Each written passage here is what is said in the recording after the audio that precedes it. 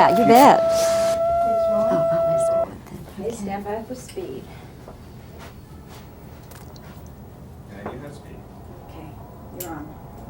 Well, Matt, always before you have come to Dallas and we have talked about your films, and now this time I get to come to New York to talk with you about Rumblefish. Yeah. But I'm sitting here looking at you with this haircut and wondering, you know, what are you doing now that you have this haircut? Well, I'm doing a film called Sweet Ginger Brown. It's a comedy, and that's why I have it all. It's 1963 it takes place. Ah, yes. Ah, yes. But now for today, you've got to go back and get in your Rumblefish. Yeah, I have to go back and study my old notes. You know? Yes. Did you always want to play Rusty James, or did you at some time maybe want to do the motorcycle boy? You know, I always liked Rusty James. I mean, I liked the motorcycle boy too, but I always wanted to play Rusty James. For some reason, I just liked him, the character. Francis has taken a very surrealistic approach to this movie, Matt. Now, did you, when you read the book, could you ever have envisioned it done that way? Well, I never thought of it being done that way until I saw it, and then I said, oh, yeah, actually, he really accentuated the book. I mean, the book was great, but I mean, he took it, and I mean, the book was an excellent book. It was my favorite of the Hinton novels. I mean, it like stood out. The 3 books, to me, it stood out most of all, out of the 4 books that had been written. And yeah, it was a very dark, the story seemed very dark. And he accentuated on that with the black and white, I mean, in grays. And that's how I saw it. When I read the book, I saw it with dark colors. You know, if I had to put any color in it other than black and white, it would have been brown. Or, you know, that kind of a feeling. It was very dark, you know. And then when I thought of Tex and I thought of Outsiders, and that was Then, This Is Now, or other novels, they came out more like red and orange and like fiery colors. I mean, when I envisioned these books. And so what he did was he really accentuated on that with the black and white and with the kind of lonely atmosphere of the city, decayed city anywhere, USA. Matt, you have 4 brothers, don't you? 4 brothers and 1 sister. Yes. Now, did you bring any of that into the film? Are you the eldest child?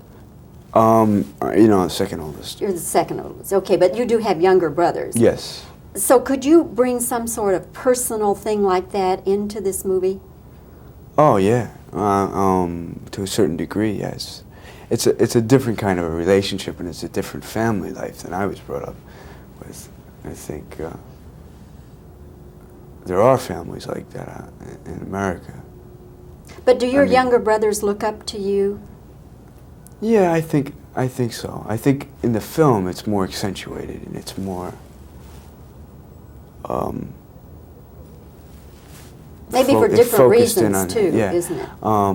It's on a different level, a different scale than your average brother looking up to him, because this brother was like almost a legend or something. And that's the way he was looked at. He had such power. How do your brothers look to you, though? Here you are now, a famous movie actor. Is there any sort of jealousy at all among your brothers? No, not really. I mean, not that is apparent to me. I mean, you know, I don't think so.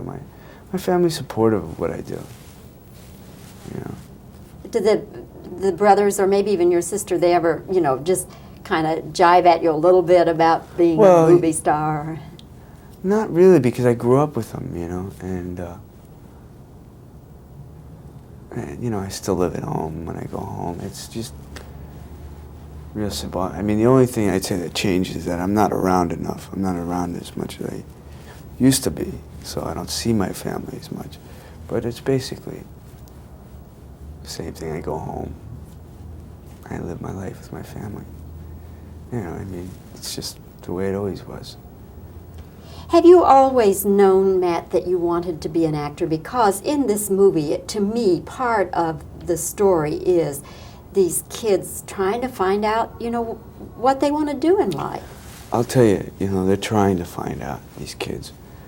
But these kids, and they're like kids all over America, you know, and people in general, people, I'll say, just people, you know, it could be young, old, what have you, that really, it's sort of sad, they don't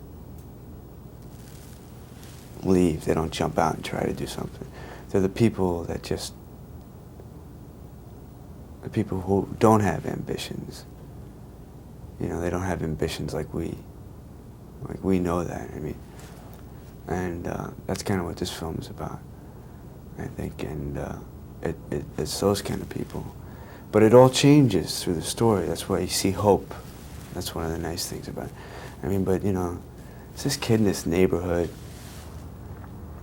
You know, he doesn't know what he wants to do with his life, and I don't really think he's worried about it. He's just living for tomorrow. Because he grew up on the street, his father's a wino, and his brother's,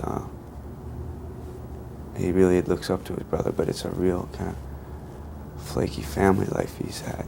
So, but he's just living day to day, I think. And there are people like that. They don't think in terms of the future. And I guess people like you and like myself were brought up in families where that was just always a part of the family life of what you're going to do, and we well, were just to a always certain thinking degree. about I mean, it. I wouldn't say that I was pushed into. I didn't know what I wanted to do either. I mean, you know, nobody really. I mean, people. Some people you find that out, but these people, for the most part, are never going to find out. I mean, you know, the characters in this film, this particular film, they're never gonna. But it does show hope. But you know, when you open up the film, you see what these people, the kids on the street, fighting, and that's their life. You know. Were you ever into that fighting thing when you were a kid growing up? Oh yeah, you know, I was. With a gang? No gang, nothing like that. Just little run-ins here and there, huh? Yeah, just like, you know, all young people. Yeah. Do you understand gangs at all?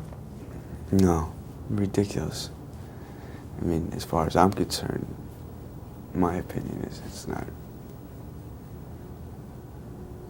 I mean, Why do you in think the they film, do? it's, I guess, valid for these kids to want to have gangs. That's their ambition in life.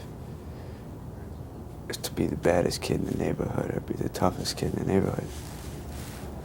And that's it. Well, Matt, I hope the film does really well for you. You're just outstanding in it, really. Oh, thank you. Just Thank outstanding. you. And the film has so much going for it, and I just Thank you. hope that it does really well for you. Good to see you, and maybe when that next film comes out, we'll have a chance to talk again. Okay. Your place or mine, doesn't matter. Okay. Okay. Bye-bye. Nice to see you, Nice Matt. talking. Good, man. Good. All right. Okay, we're rolling. Okay.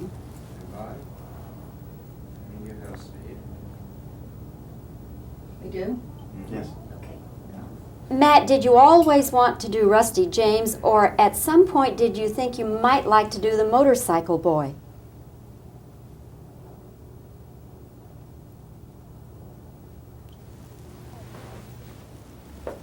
You don't need to do that, really. Yeah, you don't need to do that. Thank you for offering, but you don't need to. Did you always know what you wanted to do?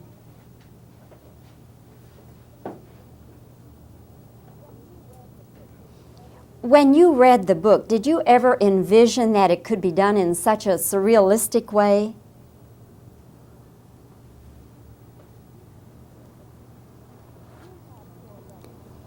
You have 4 brothers. Are you the eldest?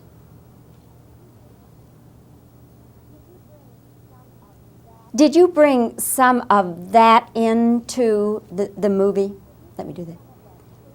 Did you bring some of that personal life into the movie?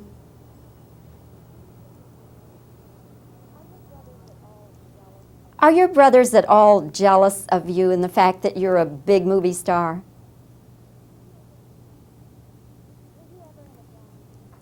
Were you ever in a gang?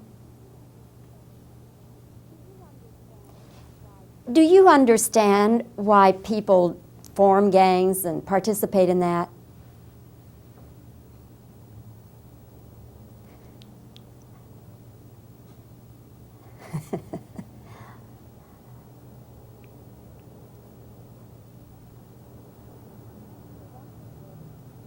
Okay, that should do it.